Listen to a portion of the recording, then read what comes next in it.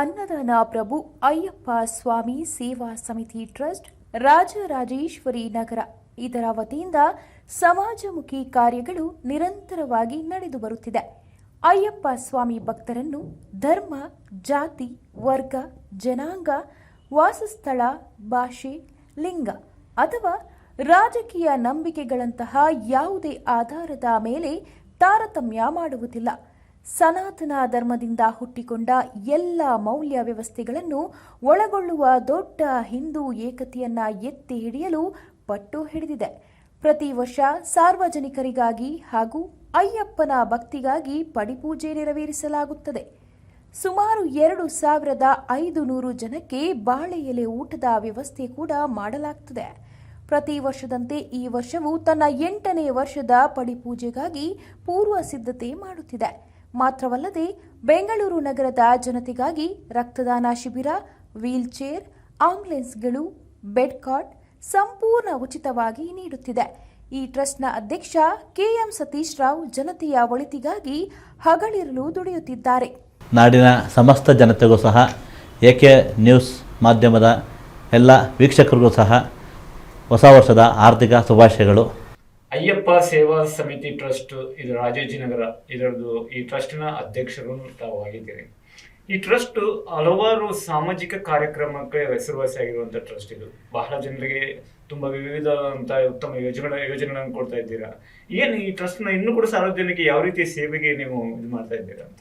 Sir, ಈಗ ಅನ್ನದಾನ ಪ್ರಭು ಶ್ರೀ ಅಯ್ಯಪ್ಪ ಸೇವಾ ಸಮಿತಿ ವತಿಯಿಂದ ಇದು ಬಂದು ಈ ಟ್ರಸ್ಟ್ ಬಂದಿರೋದು ರಾಜರಾಜೇಶ್ವರಿ ನಗರದಲ್ಲಿ, ರಾಜರಾಜೇಶ್ವರಿ ನಗರ ಬೆಂಗಳೂರಲ್ಲಿ.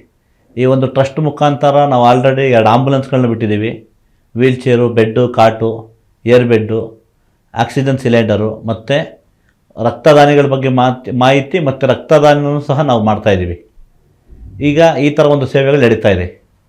ಈಗ ಜನವರಿ 6ನೇ ತಾರೀಕು ಶನಿವಾರ ಶ್ರೀ ಅನ್ನದಾನ ಪ್ರಭು ಅಯ್ಯಪ್ಪ ಸೇವಾ ಸಮಿತಿ ಟ್ರಸ್ಟ್ನ ವತಿಯಿಂದ 8ನೇ ವರ್ಷದ ಸ್ವಾಮಿ ಅಯ್ಯಪ್ಪನ ಪಡಿಪೂಜೆ ಹಾಗೂ ಅನ್ನದಾನ ಕಾರ್ಯಕ್ರಮ ಏರ್ಪಡಿಸಿದ್ದೀವಿ.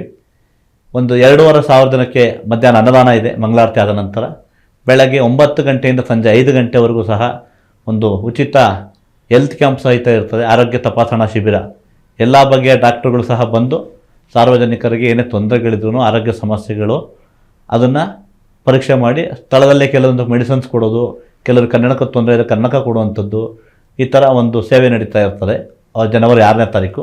ಮತ್ತು ಮಧ್ಯಾಹ್ನ 2,500 ಜನಕ್ಕೆ 12 ಗಂಟೆ ನಂತರ ಒಂದು 2,500 ಜನಕ್ಕೆ ಅನ್ನದಾನ ಇದೆ. ಇದು ಸಹ ಸಂಜೆ 5 ಗಂಟೆವರೆಗೂ ಸಹ ನಡೀತದೆ ಸರ್. ಮಕ್ಕಳಿಗೊಂದು ಉಚಿತ ಶಾಲೆ ಅಂತ ಒಂದು ಯೋಜನೆ ಹಮ್ಮಿಕೊಂಡಿದ್ದೀರಾ, ಏನದು? ಮಕ್ಕಳಿಗೊಂದು ಉಚಿತ ಶಾಲೆ ಅಂತಂದರೆ ಕೆಲವರು 1-2 ಸಬ್ಜೆಕ್ಟಲ್ಲಿ ಫೇಲಾಗಿ ಹಿಂದೆ ಉಳ್ಕೊಂಡು ಬೇರೆ ಬೇರೆ ಕೆಲಸಗಳಿಗೆ ಹೋಗೋಕ್ಕೆ ಶುರು ಮಾಡಿಬಿಡ್ತಾರೆ. ಓದೋ ಇಂಟ್ರೆಸ್ಟ್ ಕಡಿಮೆ ಆಗ್ತಾಯಿದೆ ಅವರಲ್ಲಿ.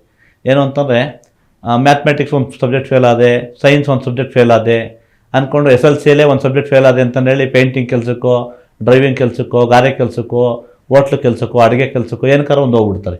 ಉದಾಹರಣೆಗೆ ಯಾರು ಬೇಡ, ಉದಾಹರಣೆ ನಾನೇ ಕೊಡ್ತೀನಿ. ನಾನೇ ಒಂದು ಸಬ್ಜೆಕ್ಟ್ ಫೇಲು.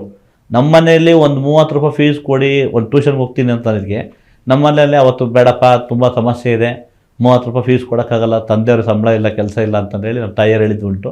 ನಮ್ಮ ತಂದೆಯವ್ರ ಮನೇಲಿ ಓದ್ಕೊಳ್ರಪ್ಪ ಅಂತಂದರು. ಹೀಗೆ ನಮ್ಮಂಗೆ ಅನೇಕ ಸಮಸ್ಯೆ ಉಳ್ಳಂಥ ಮಕ್ಕಳಿರ್ತಾರೆ. ಇವರಿಗಾಗಿಯೇ ಒಂದು ಮಕ್ಕಳಿಗೊಂದು ಉಚಿತ ಶಾಲೆ ಅಂತಂದು ಏನು ಕಾನ್ಸೆಪ್ಟ್ ಏನು ಅನ್ನೋದು, ಬೆಳಗ್ಗೆ ಬಂದು SSLC PUC ಮಕ್ಕಳಿಗೆ, ಬೆಳಗ್ಗೆ SSLC PUC ಮಕ್ಕಳಿಗೆ ಮೇನ್ ಸಬ್ಜೆಕ್ಟು ಮ್ಯಾಥಮೆಟಿಕ್ಸು, ಸೈನ್ಸು ಈ ಥರ ಕೋಚಿಂಗ್ ಕ್ಲಾಸಸ್ ಫ್ರೀಯಾಗಿ ನಡೀತದೆ. ಸಂಜೆ ಬಂದು ಈವ್ನಿಂಗ್ ಟೈಮು 5 to 8 ಬಂದು ಈವ್ನಿಂಗು ಒಂದು BCom, BCA, BBM ಸ್ಟೂಡೆಂಟ್ಸ್ಗಳಿಗೆ ಅಕೌಂಟ್ಸು ಮತ್ತು ಸೈನ್ಸು ಈ ಥರ ಯಾವುದವ್ರಿಗೆ ಕ್ರಿಟಿಕಲ್ ಸಬ್ಜೆಕ್ಟ್ ಇರ್ತದೆ ಆ ಥರ ಒಂದು ಕೋಚಿಂಗ್ ಕ್ಲಾಸಸ್ ಅಲ್ಲಿ ಫ್ರೀಯಾಗಿ ನಡೀತದೆ. ಯಾವುದೇ ರೀತಿ ಫೀಸ್ ಇಲ್ಲ. ಡೇ ಟೈಮಲ್ಲಿ ಬಂದು ಬೆಳಗ್ಗೆ ಹೊತ್ತಲ್ಲಿ ಡೇ ಟೈಮಲ್ಲಿ ಬಂದು ಮಕ್ಕಳಿಗಾಗಲಿ ದೊಡ್ಡವ್ರಿಗಾಗಲಿ ವೃದ್ಧರಿಗಾಗಲಿ ಯಾರಿಗೆ ಸಹ ಭೇದ ಭಾವ ಇಲ್ಲದೇ Bharatanatya class, yoga class, karate class, dance class ಈ ಥರ ಒಂದು ಬ್ಯಾಚ್ ಟು ಬ್ಯಾಚು ನಡೀತದಲ್ಲಿ.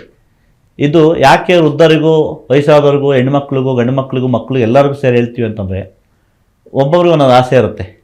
ನಾನು ಕರಾಟೆ ಕಲಿಬೇಕು ಅನ್ನೋ ಒಂದು ಆಸೆ ಇರುತ್ತೆ, ಒಬ್ರಿಗೆ ಡ್ಯಾನ್ಸ್ ಕಲಿಬೇಕು ಅನ್ನೋ ಒಬ್ರಿಗೆ ಆಸೆ ಇರುತ್ತೆ, ಒಬ್ಬರಿಗೆ ನಾವು ಭರತನಾಟ್ಯ ಕಲಿಬೇಕು ಅನ್ನೋ ಒಂದು ಆಸೆ ಇರುತ್ತೆ. ಮೊನ್ನೆ ಒಂದು ಪ್ರೋಗ್ರಾಮ್ಗೆ ಹೋದಾಗ ಒಂದು ಹುಡುಗಿ ಬಂದು ಕೇಳಿದ್ರು, ಸರ್ ನೀವು ಎಲ್ಲ ಕೋಚಿಂಗ್ ಕ್ಲಾಸಸ್ ಬಗ್ಗೆ ಎಲ್ಲ ಹೇಳಿದ್ರಿ ಪ್ರೋಗ್ರಾಮಲ್ಲಿ, ನಡೆದಾಡುವ ದೇವರು ಟ್ರಸ್ಟ್ ಕಡೆಯಿಂದ ಒಂದು ಸನ್ಮಾನ ಇಟ್ಕೊಂಡಿದ್ರು ನನಗೆ.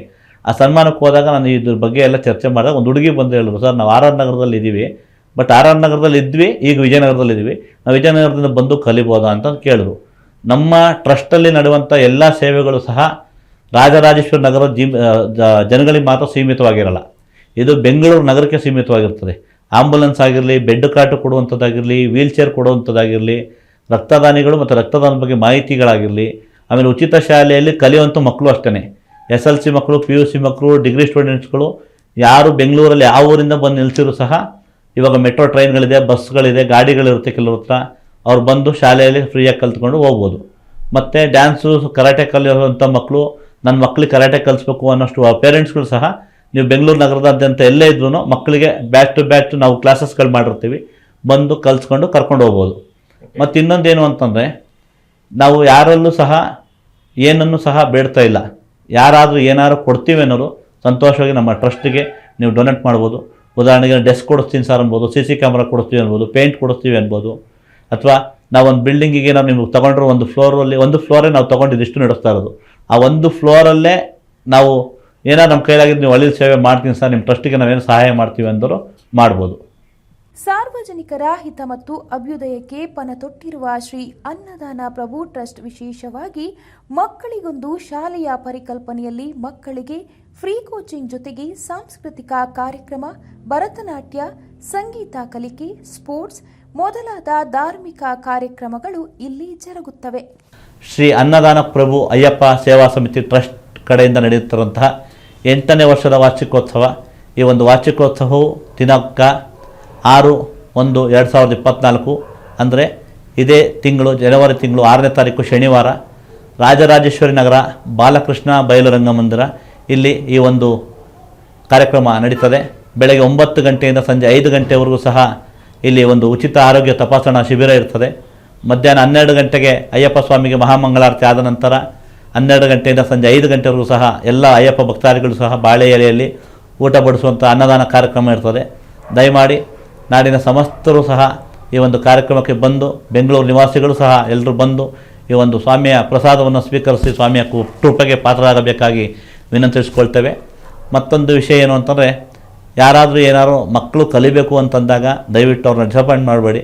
ಒಬ್ಬೊಬ್ಬರಲ್ಲಿ ಒಂದೊಂದು ಟ್ಯಾಲೆಂಟ್ ಇರ್ತದೆ, ಒಬ್ರಿಗೆ ಆಡಬೇಕು ಅನ್ನೋ ಒಂದು ಹಂಬಲ ಇರ್ತದೆ, ನಾಳೆ ಹೇಳೋಕ್ಕಾಗಲ್ಲ, ಅವರು ದೊಡ್ಡ ಸಿಂಗರ್ಗಳಾದರೂ ಆಗ್ಬೋದು. ಒಬ್ರಿಗೆ ಕರಾಟೆ ಕಲಿಬೇಕು ಅನ್ನೋ ಇರ್ತದೆ, ನಾಳೆ ಅವರೇ ಒಂದೇನೋ ಸಾಧನೆ ಮಾಡ್ಬೋದು ಅದರಲ್ಲಿ.